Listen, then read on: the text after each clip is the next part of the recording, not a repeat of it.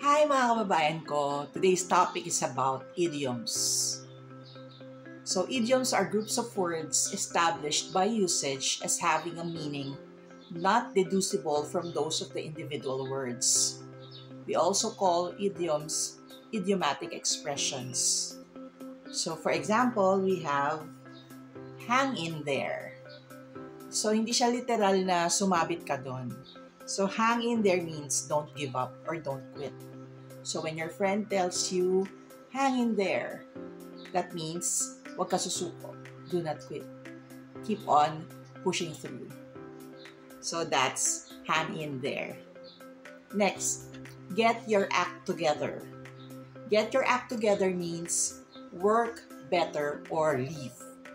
So, ayusin mo. Get your act together. Alright? So, umayos ka. So, that's what it means. So, when I used to work in a factory before, we used to have this GAYAT meetings, get your act together meetings. Ayan. Ibig sabihin, get the work done or otherwise, just leave. We don't need you. Parang gano'n. Diba? Parang ultimatum.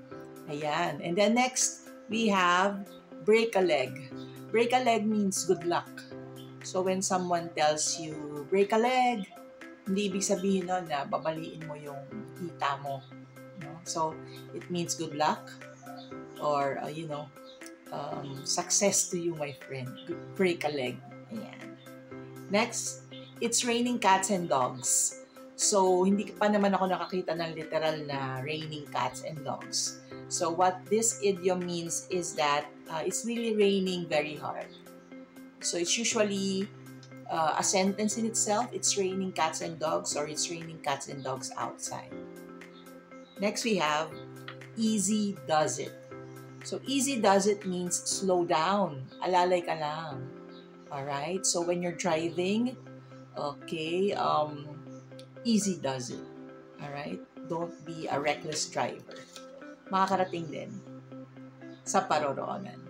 Our next idiom is costs an arm and a leg.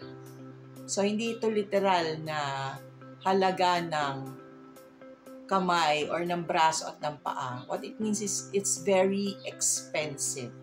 So, for example, that necklace costs an arm and a leg. Ibig sabihin, mahal. Pinaghirapan talaga. Very expensive. Another example of an idiom is, let's call it a day. So, let's call it a day means to temporarily stop something you're working on for the day. So, bukas naman.